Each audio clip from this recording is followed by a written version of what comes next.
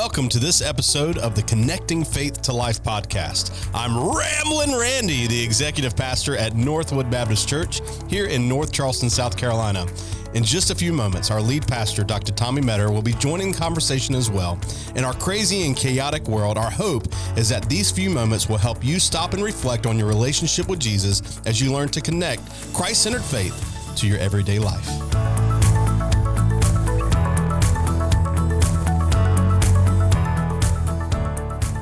Randy, I would say that is a solid C+ intro. I'm back. How do you think you did with that?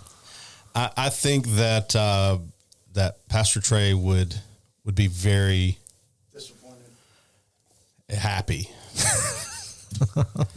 with my performance. It was just okay. I mean, he really has the voice for radio. He does. I mean, you have a pretty pleasant voice as well, but it's just not Trey's voice. I could listen to his voice all day, every day. You ever listen to Delilah? You remember Delilah? Ooh, yes. Yeah? Remember Delilah? There was another guy that used to do the top, Casey. Casey Kasem? Yeah, Casey. He had the voice too. Trey could do Casey Kasem. He could do that top 40. Delilah for some love songs. He could do that. Yeah. I'm glad you're back, Randy. And I'm glad you're with us, Logan. How are you? I'm great. Glad Next to be time, here. We'll let you do the intro, see how you do. Yeah, I'll try. I thought Randy did a great job. Thank you. Thank you, Logan. Well, here we are. One take. It was one take. It was one take. Great. Again, a solid C+ work. So here we are. We are episode 150 on the Connecting Faith to Life podcast. This is a big deal, big episode, and Trey is not here. And I'm quite sad about that. And so Trey, actually, he's out sick. If you're listening to this episode on the release day, we're a day late. We usually release on Tuesday, but it's Wednesday and we're releasing because Trey was out sick yesterday and he's sick today. I don't know if he has a stomach virus or something's going on. So just pray that Trey will get better soon. But even though Trey is not here, we're carrying on and very thankful to have Logan and Randy with us to talk through some issues today. So guys, welcome. Hey, you called in the All-Stars for episode 150. Well, I was going to just ask Randy, but I didn't want you to feel left out. So I brought you in too. Well, I appreciate that. Already Logan has said more words than he said last week. He has. So he only said, hey, last week.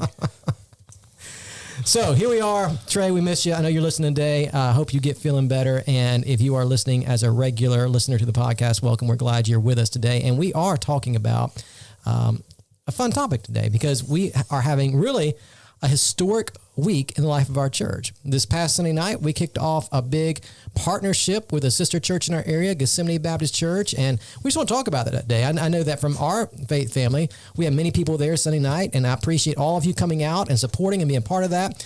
But some of you, as you're listening, if you're part of the Northwood family, you might still have some questions. Hey, why are we even doing this? What's the point of partnering with a sister church? And so I thought it'd be just really fun to talk through that together. And if you're not a part of the Northwood family, if you're a part of another church family, hopefully this will give you some food for thought as to why churches desire to partner with other churches. So yeah, we'll see what happens. So it was pretty good Sunday night, huh? Y'all had good service, good attendance. It was a lot of fun. It was very encouraging to see not only several people from Northwood Baptist there, but also Gethsemane. Yeah. They showed up and they had all their members there, it felt like, and they were receptive and very thankful. Yeah. So you guys remember, we started praying about this, 2 or 3 years ago, that God would give us an opportunity to come alongside of another church, a church that was struggling, and to help that church. So in Northwood's history, we have planted a church. That was before we were here. That was under Pastor Sonny's leadership. And you guys know Adam real well, and Restoration Church and Hanahan, they're doing really, really well. And we want to do that too, right? I think you've been a part of churches that have planted churches, haven't you, Logan? Yeah. So when I was serving in Clemson, South Carolina, they had sent several church planters out. So had a little bit of experience with that, but certainly in our time here, I mean, we want Northwood to do well and be faithful with what we have here, but we want to see the church move through communities. And so certainly, I mean, this is an answer to prayer. Yeah, absolutely. And so Logan and I were a part of a conversation last week with pastors in our area about church planting. Like in the Charleston area, there's this big push for church planting because I know there's lots of churches, but there's still need for more good, solid evangelical churches. And I forget the stats. You probably remember that we were saying that if everybody showed up in the state, and this isn't going to happen likely, but if everybody in the state, every person, right, showed up in a church on Sunday morning, there would not be enough churches to hold all those people. Yeah, I mean, it's not even close. So particularly think about the Charleston area. We're called the Holy City, right? There's church buildings all over the place. But there are just not enough churches for the number of people that we have. Right. And there's certain pockets within our city that literally have zero church presence, which is a problem. Coupled with that, we have 36 new people a day moving to the greater Charleston area. So those numbers are just going to continue to go up. By 2028, I think they're expecting like 1 million people in the area. Yeah.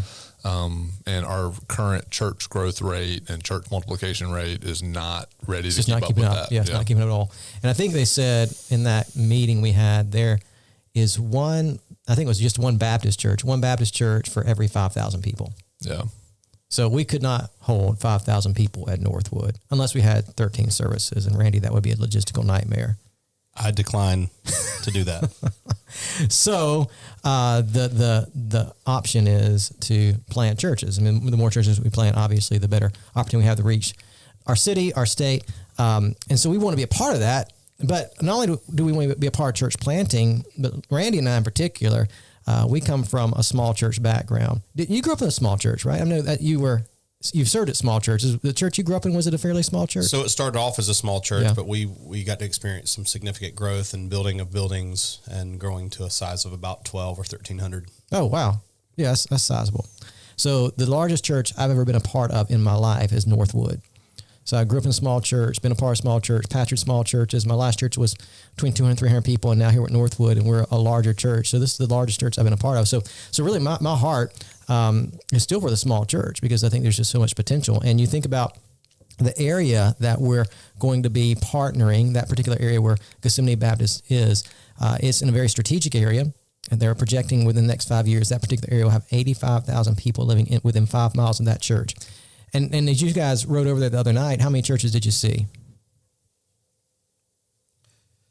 I mean, there were a few down the road, of different denominations, but smaller, but very, very small churches, right? Very small churches. And so on that particular road going towards, in our area, Cane Bay, Nexton, really the only strong church I can think of over there in that area is Cane Bay Church, which is another Baptist church. And I think they're doing pretty well. But even, and I hope they continue to do well. We pray that they'll do very well. But they're going to be limited. They meet in a school, and I'm sure there's plans someday for them to build and those kind of things. But they're going to be limited in the number of people they can reach because of building constraints and things like that. And so there needs to be, in that specific area, more vital churches. And why not? Why not come along? We want to plant churches, but why not come along a struggling church and help them live again, right? The facility's already there. There's a core of people there.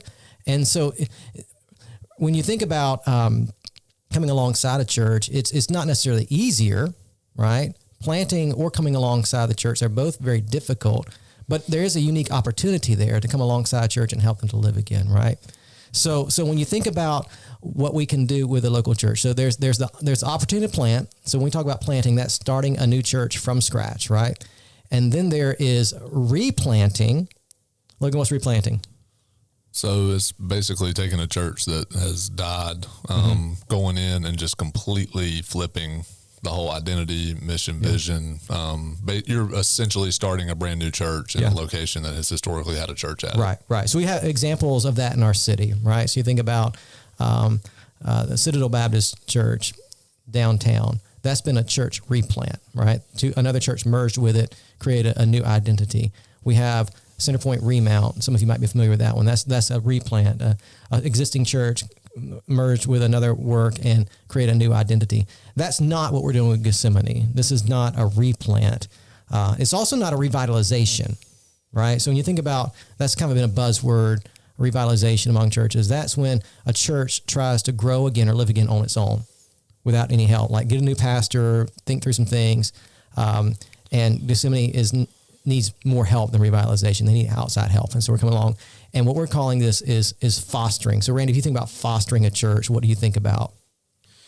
Yeah, so we obviously have several families that do fostering here at the church, and I think that relationship is very similar to what we're looking at to do with Gethsemane, where we were wanting to come alongside them, provide support, resources, time, energy, essentially offering them the kitchen sink. Whatever we have is now at your disposal to use or not use if it adds value and helps you to live again. Yeah.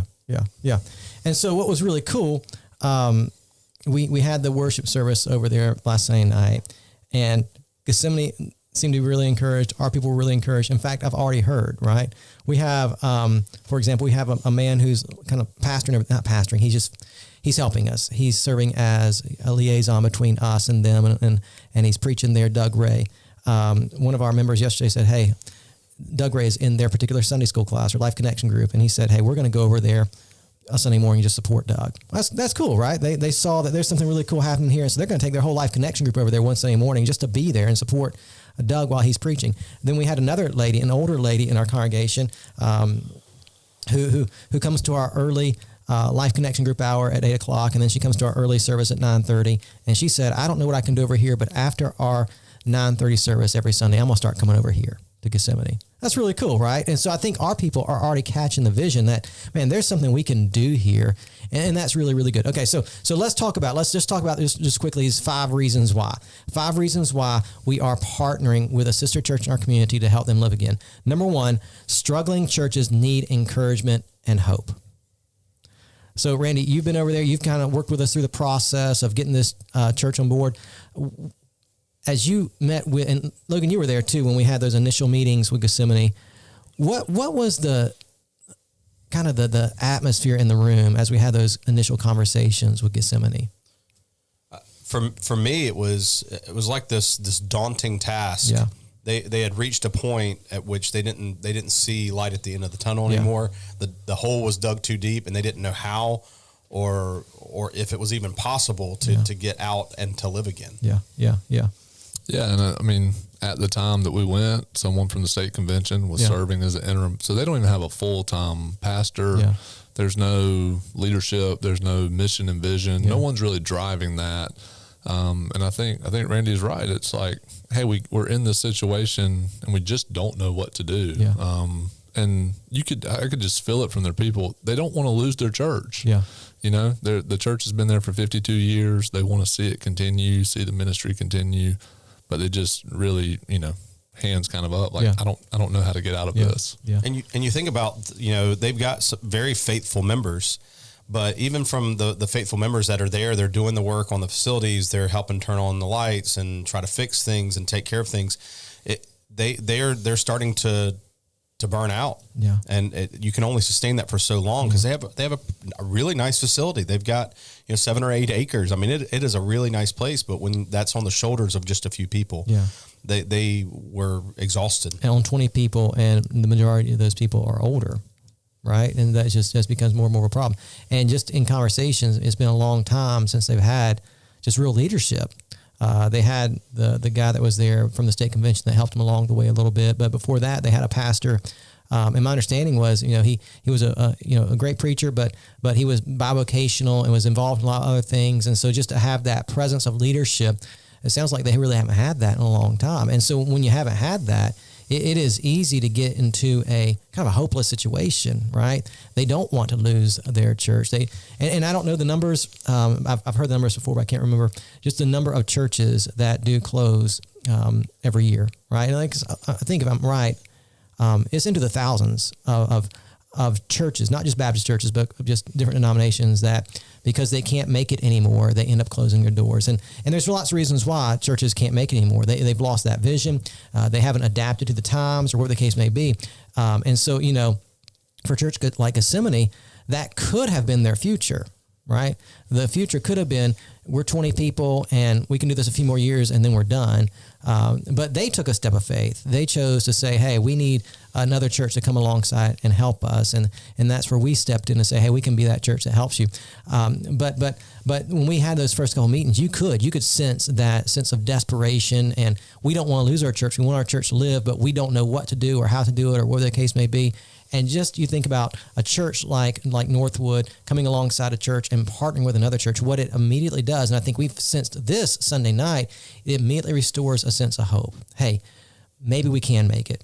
Maybe we will make it, right? There's someone that's on our side. There's another church that's got our back in this. And that's huge, right? Just to know that you can live again. There is hope. And with Christ, obviously, Christ always gives hope. And just to bring that Christ-centered hope into a church is just really, really powerful. Well, I think part of the encouragement that we gave them all the way back when we first started meeting was this isn't going to take an astronomical amount of resources and time and money. We're just going to do very simple things, the things that the church is called to do. Yeah. And here's some basic ideas. And they were really encouraged by those very simple, basic ideas that could have a massive impact in the community that surrounds them. Yeah. And you think about the story here at Northwood. I mean, that's I think what has made our church just kind of flourish in past years is we've just kept our eyes on the mission, and we've done those basic things that God has called us to do, and we've done those things well, and that's helped us. And so to kind of take that DNA that we have at Northwood and to put some of that on Gethsemane, I think is going to be really helpful for them. And I think not only are they going to have hope, but I think they are going to see God's Spirit at work in the life of their church again, which is going to be really cool. Second reason. So first reason, struggling churches need encouragement and hope. Second reason, the lost need to see vibrant churches in their communities. What do you think is the impression of someone driving down the street and seeing a church like Gethsemane or some of the other churches on that road, Highway 176? Yeah, for me, it's tough to look at because most of them going down the road, you go down during the week, there's no cars there, or maybe one car. There's very little activity. The facilities are, okay. But part of, what adds to that is they're widening the roads, and there's lots of construction going on, and it just adds to the difficulty as you look at the church from the outside, not even going inside, just from the outside looking in. Yeah. What you think? Yeah, I mean, I think and we see this, right? If you ride around anywhere in South Carolina, you ride by churches all the time that are smaller, and you have no clue if anyone's ever meeting there, if anything's ever going on. Yeah. So if you don't know that they're doing anything, if you don't know if they're doing any outreach in their community, if you don't know if they have programs for kids or whatever is available, the chance of you ever being interested in going there are pretty slim. Yeah, so you ride by a lot of churches. I mean, and there are lots of churches in the area. And just as you ride by, is there a sense that this church is a vibrant church, right? I mean, people need to see that, man, there's something going on here that's attractive, that's really blessing the community. So, and listen, I mean, Northwood is not a perfect church. We have our issues. We're working on lots of different things. There's lots of areas we need to grow in, lots of things that we need to do better. I get all that, right? And we're always working to improve and be the best church we can be for the sake of the kingdom and for this community. But just think, when people ride by Northwood, do you think there is the impression that Northwood is a vibrant church? Yeah, I mean, I would, at the very least, they would say, man, they've got a lot of stuff going on over there. And some of that has absolutely nothing to do with our services. We're just open to the community. Yeah. We have a lot of people on campus. I can't tell you the number of people that have no idea who Northwood Baptist Church is, but as soon as I say, yeah, we do that big fireworks show over here, they're like, oh, y'all are that church that does that. Hey, we do the trunk or treat. Oh, yeah, I've been to that before, right? Yeah. So just having things on campus throughout the week, just people being able to see, that our campus is open.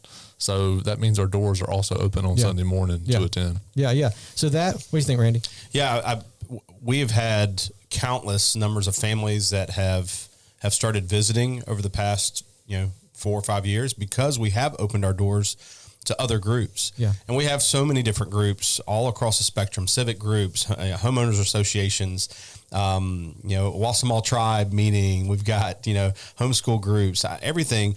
And people see that and they go, thank you so much. Because especially during the last 2 years, when so many places were closing and not opening their doors, we said, you know what, we're gonna stay open, and we're not gonna just stay open on Sunday mornings. We're gonna stay open every day of the week and let people utilize the the facilities that God has given us. We want to steward them well, and part of stewarding them well was keeping the doors open. Yeah. So there was a member of Gethsemane that rode by our church to check us out months ago.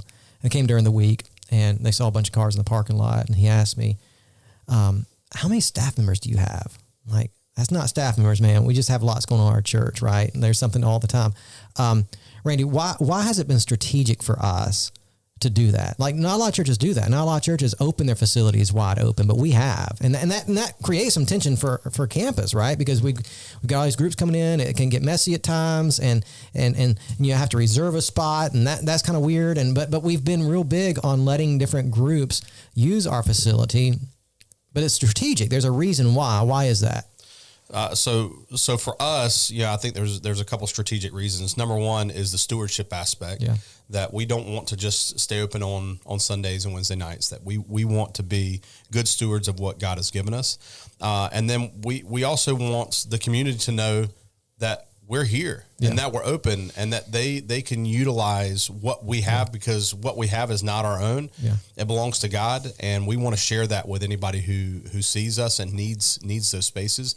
And a lot of groups have appreciated that, the fact that we want to let the community know, hey, we're here and we're open. And that has rolled over into people going, hey, we want to come visit you on a Sunday morning. That's right. So it's been strategic for the sake of the gospel, because it opens up gospel opportunities, right? And so people ride by Northwood, they might not know what's going on. They might not, understand who we are or what we believe or whatever the case may be, but they know there's something going on. They know there's life at this church simply by the fact when they ride by, there's stuff going on, right? And that, I think that says a lot to the community. And then you think about just the ways we have outreach to our community, whether it's been through a fireworks event or whether it's been through, like we did last year, just going to an apartment complex and giving out gift cards, right? Just that community presence has been really, really important for us. And so when you think about a church like Gethsemane, we want their community to have the same impression of Gethsemane as maybe our community has of Northwood. Hey, we don't know everything that's going on there, but something's going on there. I mean, I think that's attractive to the community when they see a church that is actually at least trying to engage the community in some way, right?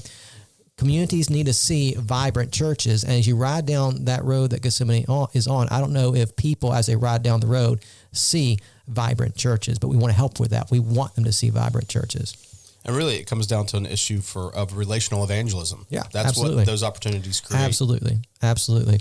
And just for those of you part of the Northwood family, that wasn't necessarily our vision, right? That was the vision of a couple pastors ago, Pastor Jack Chanel, when he built the Family Life Center. He built it with that intention. He told this church, hey, we're going to build this building. We're going to build it for the community. And so all we've done, we've tried to build on that legacy that was laid before us. And I think that's really cool. Number 3, the mission of the church extends beyond our immediate community. I think anytime we start to reach beyond 2200 Green Ridge Road, people start to ask, why are we doing this, right? Whether it's something like Gethsemane or even something like the International Mission Field or sending teams to Boston, right? You might hear the statement, right? Well, aren't there lots of lost people to reach right in our own community? Why are we going to, Highway 176? Why are we going to Boston? Why are we going to Indonesia if there are so many people right here that we need to reach? Why is that, Logan? Yeah, so we definitely want to be faithful with 2200 Green Ridge Road. Yeah. Right. We want to reach our immediate community. However, like we mentioned earlier, we need more churches in this area. Yeah. We are in part responsible for the work that takes place in the greater Charleston area. And so we can't do that on our own. Yeah. Right. It doesn't matter how much we grow, buildings we build, whatever. There's just a limit on what we're at Northwood going to be able to accomplish by ourselves. Yeah. Right. So we have, and we want to have a kingdom mindset, right? Churches working together in the greater Charleston area to reach this city with the gospel. Mm-hmm. We cannot do it by ourselves. 2 churches can't do it. It has to be a citywide effort. Yeah. And again, the same way with international missions, we cannot knock out the number 3.5 billion people do not have access to the gospel. It is not our responsibility to knock down that entire number. It's our responsibility to be faithful to knock out some of that number. Yeah, yeah. Right. And so as the Spirit of God is working in churches and leaders in our city, as we come together, man, this is a team effort. Yeah. And this is the part that we need to play right now. To see the city reach with the gospel. And like we said, Gethsemane is in an incredible location. Mm-hmm. It's growing like crazy. We've got to keep up with the times. Yeah. We've got to keep up with the movement coming into the city. And so it's really vital for that. Yeah. Yeah. What do you think, Randy? Yeah. I echo what Logan said about not focusing on just 2200 Green Ridge Road. The mission has to go outside of that, and we have to partner with other churches of like-minded faith to reach the lost, because we cannot do it all on our own. And that's what the kingdom of God is about. I mean, it's about not just a specific small group of people. It's about God's people, coming alongside him in the mission and the work that he's given us to do, and going and actually doing it. Yeah. It's just a great commission, right? It's what Jesus has called us to do, and let's do it. And we want to do all of it well. We want to reach our community well, but wherever God leads us, we want to do that well as well. Number 4, God has blessed us to be a blessing. What do you think about that? I really think that God has equipped us at Northwood and has strategically located us and has given us an abundance of resources, not just finances, but just talents and abilities. Yeah. And he's given us a specific group of people to be able to be a blessing to others, have the capacity to do that. And I think that's why we want to do that, is because we are at a place where we can. Yeah. We talk about this as a staff all the time, just how fortunate we are, how blessed by God we are to be in this season of ministry that we are in at Northwood. And we don't want to take that for granted. But we also want to steward that well, that God has not blessed us simply to sit here and say, man, this is really cool and really good. No, he's blessed us to use those resources outside of Northwood Baptist Church. And just right now we have pinpointed another church that just needs to be blessed. Why wouldn't we do that, right? Why wouldn't we be a blessing to another church when God has blessed us with tons of resources, right? And you think about the most important resource we have at Northwood, it's our people, right? And you think about the uniqueness of our church and just all the gifted people we have here, whether it's gifted children's workers who can go and spend some time at Gethsemane and help them to learn how to do children's ministry, or you think about the team you took over there, Randy, that was just real skilled at painting and some of the other fixing a roof that was a huge need for them. I mean, we have those kinds of people at Northwood, and not only do we have those kinds of people who have those skills and abilities, we have those kinds of people with not only the skills and abilities, but also with the heart, the servant's heart, that want to bless. And so if that's what God has given us, why wouldn't we use that, right? And so just keeping that in mind, that God has blessed us. And if God has blessed us, then he has blessed us to be a blessing. I can't help think but of Abraham. That was the promise to Abraham. I'm going to bless you, not for the sake of you, but I'm going to bless you for the sake of the world, right? What do you think? Yeah, I mean, I was literally just about to reference Genesis 12. Yeah.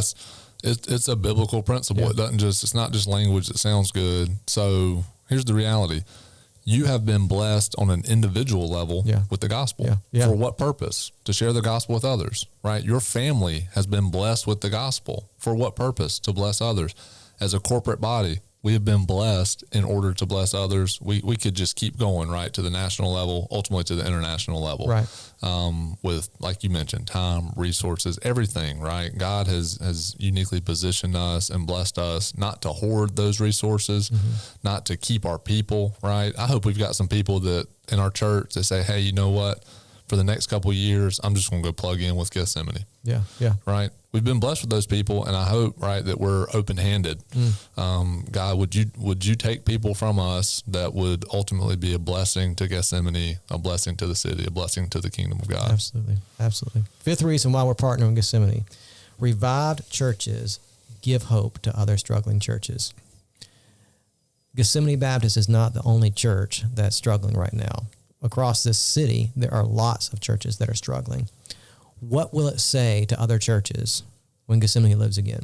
When Gethsemane is able to, to start baptizing people again, that they've led to faith in Christ, when they're able to pull off those big outreach events, right? How will that be an encouragement to other churches that are struggling? Our hope is that we are able to go in and help Gethsemane, see them get back on their feet, see them live again, and then we're able to do it again. We're able to help other struggling churches to live again as well, right? I think when a struggling church sees another struggling church live again, it gives them a lot of encouragement. Hey, we can do this too. And that's what we need all of our city, right? We need other churches saying, hey, we can do this too. We can partner with a church, or we can do this, or whatever it might be, so that we can live again and see the gospel go forward in our community. So I think it's a blessing to other churches as they see a church like Gethsemane revived. Yeah, for me, it's empowering for churches to see that and to know that, okay, we could do that too. And also not against any church planning, but it also, there's a need for church revitalization, and for churches to live again and not have to just die and sell their property to another church. Yeah. And so this is a very empowering thing that I think that we're able to be part of. Yeah, absolutely. Yeah, and if you think about it, yes, like you mentioned, we want to be able to repeat this process. Mm-hmm.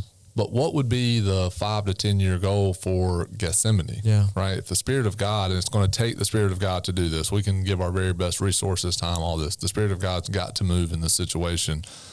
But what would the goal be? That Gethsemane would be able to come along with church one day and do this. Yeah, right? Absolutely. And like Randy mentioned, this is not the only way. Yeah. This is one of the ways that we mentioned. Our city has replants going on, revitalizations going on, house churches going on. And it's going to take all of those, everything that we can throw at the dartboard to be able to reach the city with the gospel. And so, yeah, I mean, it's going to be encouraging for our church, right? To be like, yes, we can do this again. It's going to be really encouraging for Gethsemane churches in the area.